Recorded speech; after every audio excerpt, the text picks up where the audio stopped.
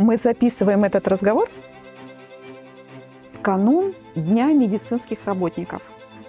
И у Астанды Васильевны Мужба наверняка тоже есть что сказать, пожелания всем коллегам, врачам в Москве, в России, в других странах, а самое главное в Абхазии, на родине. Поздравь наших коллег. Конечно же, от всего сердца хочется поздравить с наступающим Днем медицинского работника, всех коллег. Конечно же, мы делаем большой труд, и я надеюсь, что нам хватит для свершения великих целей и достижения, а именно для того, чтобы помогать людям, сил, терпения.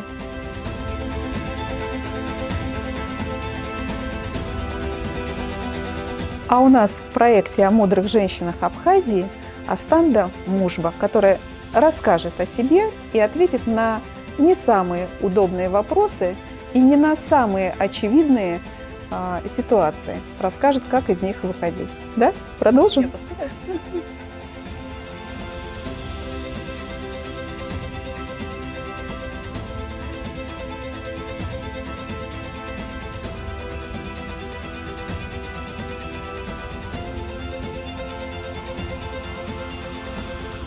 В твоей жизни, Астанда, больше присутствует случай, какая-то импровизация, ситуация, которая вот возникла, и ты в ней должна как-то себя проявить? Или все-таки это некий план, целеполагание, дорожная карта, по которой ты идешь? Мактин, вы знаете, меня часто мои друзья называют человек-план. На самом деле у меня по жизни должен быть план, по которому я должна следовать, и я буду следовать. Наверное, мне так проще. И даже когда бывают случаи, касающиеся исключительно каких-то моих личных проблем, и эти проблемы могут решиться только со временем, немного подождав, я могу уступить ситуации. У меня даже при этом будет план «Б». И тогда я буду спокойней. Но сказать, что все получается по плану, это, конечно, было бы неправильно. Расскажи Богу о своих планах, как говорится.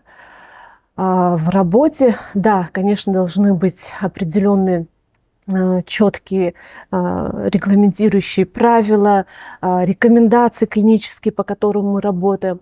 Но жизнь показала, что не всегда следует идти строго по каким-то рекомендациям, которые написаны сверху. Потому что мы работаем прежде всего с человеком, с индивидуумом. И зачастую, как бы это сейчас рискованно не звучало, но приходится идти на нестандартные решения для того, чтобы помочь человеку. Поэтому не всегда слепо следует идти по какому-то одному пути. Нужно смотреть разные варианты для того, чтобы решить проблему, помочь человеку. Я думаю, так. Я знаю, что ты огромную миссию несла и в период ковида. Полное опровержение всего, что мы знали с точки зрения каких-то правил, регламентов и законов, произошло как раз в период ковида, когда те протоколы, которые были известны, не работали. В какой момент ты поняла, что все, что связано с целеполаганием, оно, безусловно, необходимо, но и момент совершенно принятия каких-то спонтанных решений, он тоже присутствует, что план — это здорово, но еще и момент импровизации и каких-то других парадоксальных, возможно, решений требуется. Конечно, период ковида был самый тяжелый период и в моей жизни тоже. Но сказать, что именно в период ковида как-то мое мнение изменилось в отношении того, что людям помогать нужно всеми способами, не только в ковид это произошло. В ковид, наоборот, наверное, пришло понимание того, что мы ничего не знаем о болезни. Не просто какие-то рекомендации не работают. Мы ничего не знаем об этой болезни. Не знали об этой болезни, сказать правильно. Наверное, при поступлении первого пациента, я помню его, поступил в одно из наших инфекционных отделений с практически тотальным поражением легких. И тогда мы все дружно сели и подумали, все-таки все, что мы писали, протоколы по сей день, наверное, стоит их пересмотреть. И мы по каждому пациенту прорабатывали определенную тактику. В Абхазии ковид и в России ковид. Да, он пришел туда позже. Успела ли ты, смогла ли ты донести что-то важное, нужное, что, может быть, помогло, облегчило или спасло кому-то жизнь? Потому что туда же он пришел позже, этот ковид. Вот.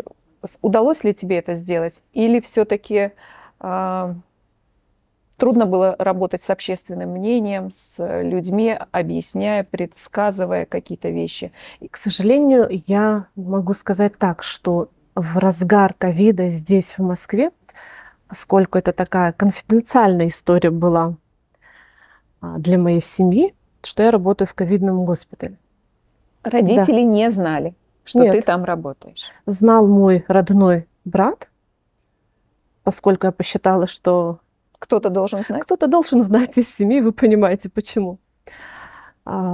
Пожалуй, про то, что я работала в ковиде, узнали мои родители только тогда, когда закрылся наш госпиталь. И в этот период я на самом деле какую-то помощь домашним Абхазии оказать не могла. Единственное, что я делала, я давала очень короткую, но доходчивую информацию до своих родных о том, что вот такой коварный вирус сейчас существует, и нет разграничений взрослого человека, пожилого человека или молодого человека поразит этот вирус, что перед вирусом все возрасты просто одинаковы, и нещаден этот вирус к каждому. Я старалась это доходчиво объяснить. В последующем, когда уже в Абхазии началась активная работа, какую-то небольшую скромную лепту, может быть, я внесла. Я была на связи со своими коллегами, старалась помочь. Когда ты говоришь, что я аккуратно, деликатно, и я даже представляю, как ты это могла сделать, потому что ты, в принципе, очень деликатный человек, доносила эту информацию родным, у меня возникает вопрос, а родители и в семье всегда тебя слышали? Или с какого момента стали прислушиваться к тебе, к твоему мнению? Вот с какого возраста, с какого события ты помнишь, что тебя услышали? Или это было всегда? На мой взгляд, мы всегда в семье друг друга слышим. Я не могу сказать, что вот до какого-то возраста меня не слышали. У нас всегда абсолютно доверительное отношение, и мы друг друга слышим. Ты папина дочка или мамина с точки зрения вот каких-то важных решений, которые обсуждаются и принимаются? Я дочка своих родителей. Обоих? Да. Одинаково? А выбор профессии, как ты его сделала? Нет какой-то особой интересной истории. У нас в роду нет кого-то из врачей, либо из медсестер, так, чтобы я могла сказать, что вот этот человек был для меня примером. Нет. Я не знаю, как так получилось, но с детства мама моя рассказывает о том, что, не знаю, там 3-4 годика мне было, когда я уже высказывала какие-то мысли о врачевании, лечила, как и все дети, своих куколок, няню пыталась лечить. Мама рассказывает интересную историю, когда где-то на вокзале мы чего-то ждем, и я там что-то активно на каких-то там бумажках пишу. И посторонний человек, проходя мимо, спрашивает: девочка, а чем ты занимаешься? Посмотрела на нее, как говорит мама, а я говорю: я профессор.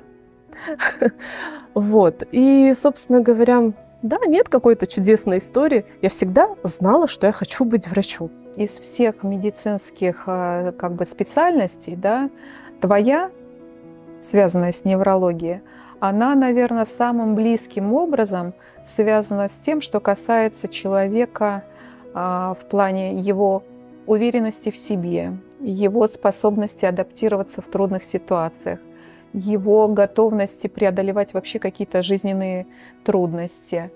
И для меня тоже важно понимать, выбрав эту профессию, ты чувствуешь себя сильнее от того, что ты узнала и овладела этими инструментами, да, которые как бы и тебе в жизни помогают, да, не только тем, что ты лечишь других людей, но и такой побочный эффект есть, касающийся вот тех качеств, о которых я говорю.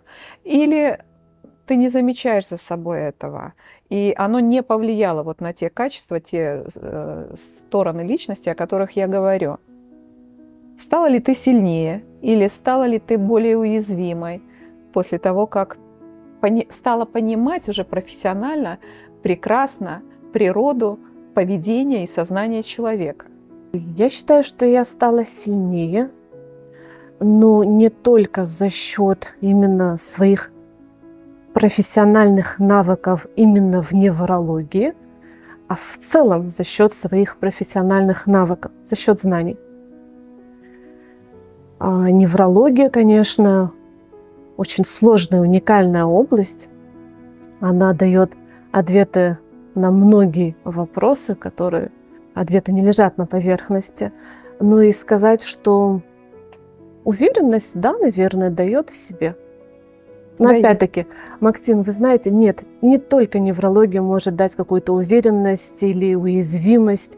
Нет, мы становимся сильнее с опытом, с знаниями. У нас был недавно интересный разговор с Ириной Владимировной Анчебадзе, Ачба, и мы с ней абсолютно совпали в понимании того, что в течение какого-то периода жизни неизбежно происходит перерождение человека. И вот она, как человек, который гинеколог в НИИ Склифосовского, ежедневно работающий с таким сложным направлением, да, экстренным всегда, говорит о том, что выгорание неизбежно в профессии. Конечно. Если, как она, это я цитирую буквально ее, если не перерождаться. Вот доводилось ли тебе уже столкнуться с такой проблемой выгорания и необходимостью какой-то трансформации или перерождения, как вот уникальная Ирина Владимировна сказала? Или ты пока еще сама лично с этим не пересеклась, не попала вот в такую ситуацию, да? А знаешь, там, по примеру других людей? Не хотелось бы возвращаться в 2020 год, в период ковида, потому что с этим годом очень много разных воспоминаний, не только профессиональных, тяжелых воспоминаний, но и личных. И, наверное, в тот год, прошу прощения, я испытала выгорание. Но это нормальное явление. Потому что, как и сказала моя коллега, через это проходят все. И выход тоже есть на самом деле. Нужно немножечко, как бы это ни звучало, переключиться. А именно переключиться от работы. Уйти в тишину, уйти в спокойствие. Так я и сделала. Сказать, что это было какое-то перерождение, не знаю, не думаю. Сказать, что это тот период, который дал много опыта.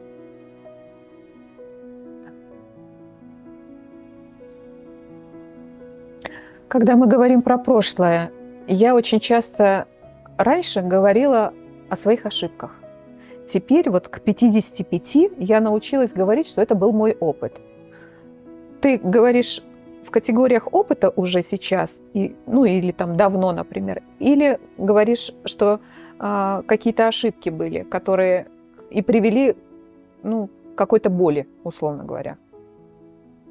Как ты сама свой трек вот этот прошлый оцениваешь? Я недавно к этому пришла. Не могла. Я оцениваю как опыт. Но если даже у меня были ошибки, я их признаю, я их буду признавать и сделаю из этого определенный вывод и буду двигаться дальше. Это в ситуациях, когда ошибки. А в ситуациях, когда мы говорим о том, что мы проводим какую-то переоценку, это опыт однозначно. Когда ты теряешь точку опоры, и тебя вот в разные стороны, можно сказать, разносит от тех испытаний, которые выпадают тебе, я так и не нашла окончательную формулу и ответ на вопрос, где искать эту точку опоры. Кто-то говорит в себе. Но когда ты годами эту точку опоры в себе несешь, держишь и стоишь на этих ногах, и они уже не стоят, эти ноги, а ты проваливаешься, то понимаешь, что это не очень-то надежный и мощный ресурс.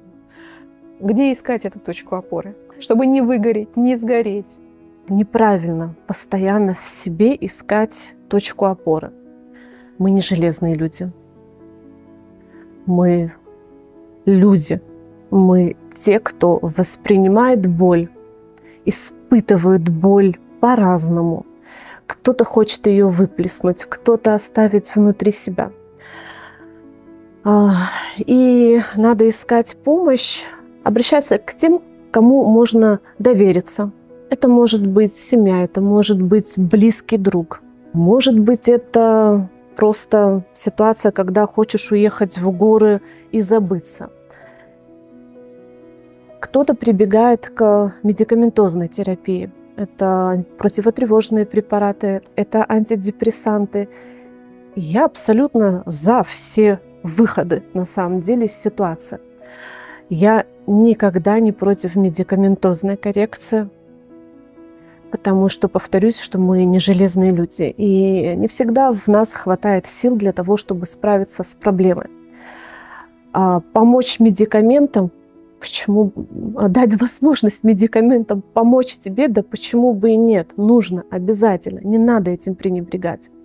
Если вы хотите абстрагироваться от ситуации, уехать куда-то, забыться, да тоже почему бы и нет. Каждый на самом деле находит удобный для себя выход.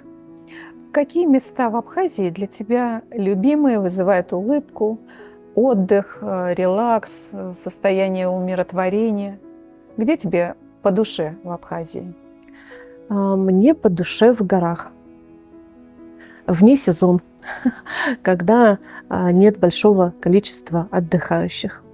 Мне также может быть комфортно просто на набережной, где минимум людей, можно выпить чашечку кофе вкусного.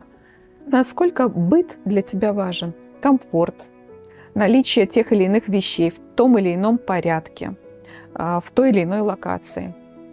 Быт для меня важен.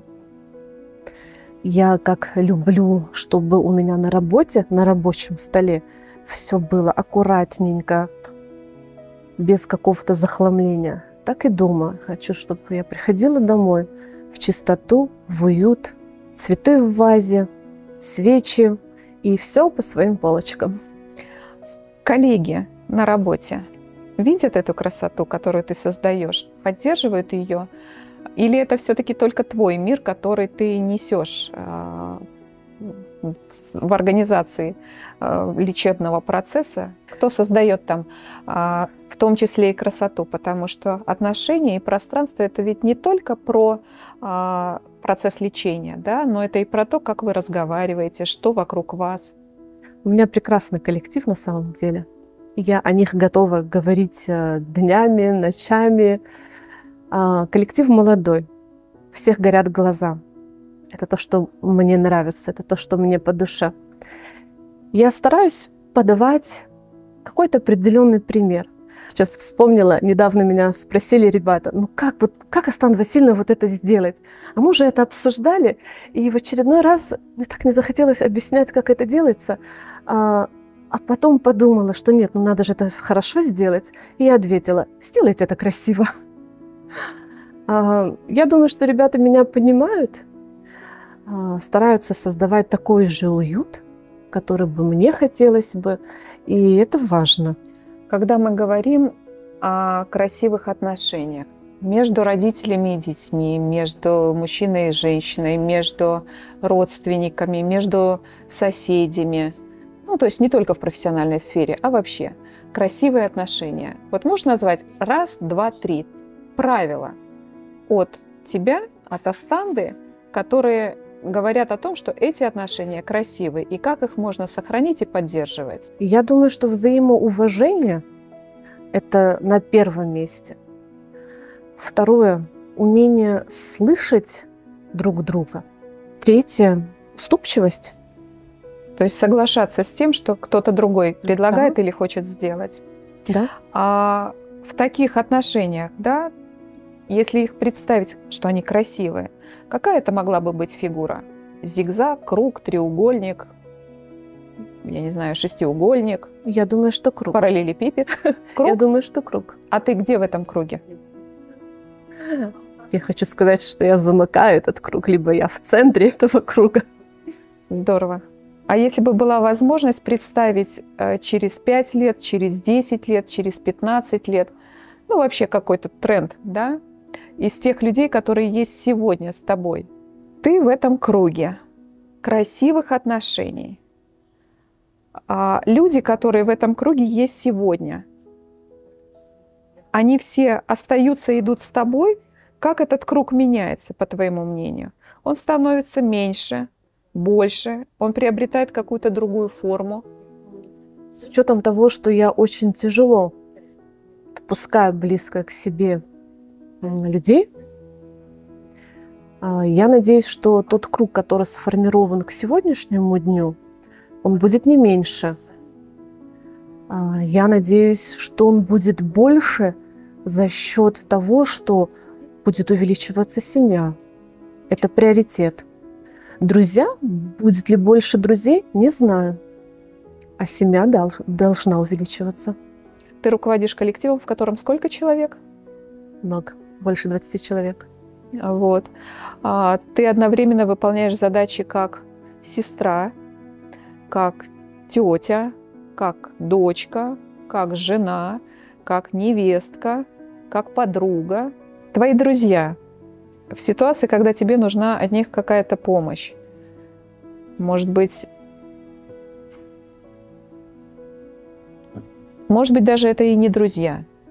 Но тебе нужна помощь, и ты сказала, что при потере точки опоры надо в том числе выходить и общаться, и просить об этой помощи. Как относиться к таким ситуациям, когда ты думаешь, что ты доверяешь человеку и просишь о помощи, а помощи нет, получаешь отказ? Ничего страшного в этом нету. Вы сделали вывод, двигайтесь дальше. Нельзя зацикливаться на какой-то одной проблеме. Значит, вы найдете лучшего друга. Сделайте выводы, кому можно доверять, кому нельзя доверять. Сделайте какой-то внутренний анализ, почему вы исходно доверились этому человеку. Это опыт про то, что мы исходно проговорили.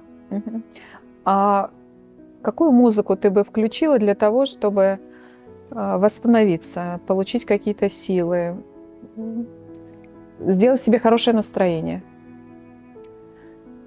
Вы знаете, раньше, это лет 5 назад, я бы вам сказала, что я бы включила классику, либо такую поп-классику Эроса Рамазотти, не знаю, Уитни Хьюстон, Майкла Джексона. Но сейчас я хочу слушать что-то очень простое. То, что на слуху может передаваться по радио. Например? Это может быть рэп-исполнитель, хип-хоп-исполнитель. Это может быть все та же Анна Асти пресловутая. Класс. Ну, мне сейчас хочется вот такой простоты, вот драйва, что ли. А как родители принимают тебя и твой выбор, когда ты, может быть, в выборе того или иного вопроса, ну, может быть, не как обычная девочка из абхазской семьи этот выбор делаешь? Бывает такое? Или это всегда тот выбор, который ожидаем, предсказуем, и родители всегда знают, какой выбор ты сделаешь? Не скажу, что предсказуем может быть мой выбор, но он может быть настолько и вправду очевидным, а может быть, не скажу, что пойду наперекор, но тем не менее мое мнение, мой шаг может отличаться от того, что ждут от меня, и такое может быть. И на самом деле не скажу, что мои родители могут быть против чего-то или очень уж настаивать на каком-то своем мнении, чтобы я пошла исключительно по этому пути. Нет, все-таки они меня воспринимают такую, как есть. И поддерживают меня. Откуда такая мудрость в родителях? Скажи несколько слов. о маме, папе. Знаете, у нас в семье не принято сюсюкаться. Есть такое. И мы не умеем говорить друг другу каких-то теплых слов, не говоря напрямую о том, вот этих высоких, важных слов. Я думаю, что они знают и так о том, что я и мой брат их безмерно любим. Но опять-таки об этом говорить, может, не принято у нас, может, мы не умеем, скромничаем, может быть. Но, конечно, для родителей нам с братом дали многое. Помимо того, что они дали нам жизнь, они нам дали достойное образование. Дали нам определенные наши качества, которые мы в последующем трансформировали. Как ты относишься к тому, что сейчас очень модно, и это слышится из всех публикаций, социальных сетей, каких-то тренингах, мероприятиях, на которые зазывает огромное количество людей, где огромное количество людей прорабатывает вопросы, что что-то им не додали в детстве. Вот мама какой-то барьер ставила, что-то запретила сделать. Да. Папа как-то не так вот направил свое дитя, там, сына или дочку. Что-то запрещали или слишком много любили и не додали чего-то. У меня такое впечатление, что, в принципе, это прям мода такая повальная, винить в своих сегодняшних каких-то проблемах то, что тебе не додали что-то или неправильно с тобой делали в детстве. Так ли однозначно эта связь, закономерность и правильный ли в принципе этот подход? Я не думаю, что этот подход правильный на 100%. Но стоит отметить такой факт, что есть детки, которые росли в положении, когда их родители не давали по какой-то определенной причине любовь, которая нужна каждому человеку, особенно ребенку. Ребенок должен чувствовать эту тесную связь со своими родителями. Разные на то могут быть причины на самом деле. Но и есть семьи, которые перебарщивают со своей гиперопекой, и такое бывает. И, соответственно, вот закономерность, что в будущем, когда тебе станет 30-40 лет, возвращаться и, так сказать, я не хочу сейчас сказать, что не надо работать с психологами. Нет. Это тоже, наверное, нужно делать. Но прорабатывать, что что-то в детстве тебе не додали... Повально я бы, не стремилась к этому. Да. Может быть, я с тобой соглашусь в том, что действительно тебя люди родили, тебя воспитали, там, до какого-то момента помогли с выбором какого-то жизненного пути, а дальше это все твоя зона ответственности. Конечно. И ничего, кроме благодарности к родителям, которые действительно подарили тебе эту жизнь. Да? Абсолютно. Как ты вообще думаешь о проекте о мудрых женщинах Абхазии? Что несет, в принципе, мудрая женщина? Да? Что важного, ценного есть? Какой посыл ты бы хотела сказать, отметить? Проект на самом деле бесценен в том плане, что вы раскрываете женщин, которые не на слуху. Это те женщины, которые делают большое дело. И бывает, с ними рядом даже мужчина не встанет и не сможет им конкурировать. И про таких женщин хочется слышать, на них хочется смотреть, их хочется знать. Я считаю, что это изюминка проекта. И быть наряду с такими женщинами, это, конечно, аванс большой. Спасибо вам. Но, мне кажется, всех тех, кого вы ранее представляли, у этих женщин мудрости гораздо больше. И мне, еще более молодому поколению, только стоит учиться. Мы, наверное, вместе на этом пути обретения мудрости, когда мы понимаем, что успех обладания неким имуществом, материальными благами, он, безусловно, нужен на самых разных этапах жизни.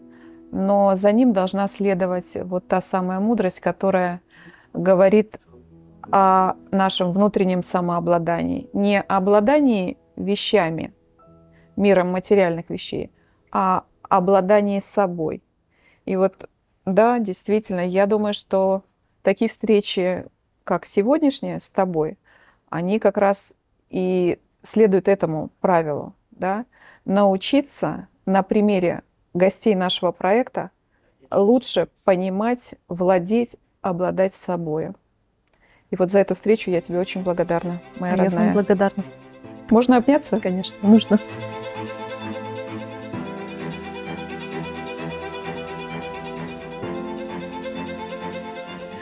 А у нас в гостях была Астанда Васильевна Мушба.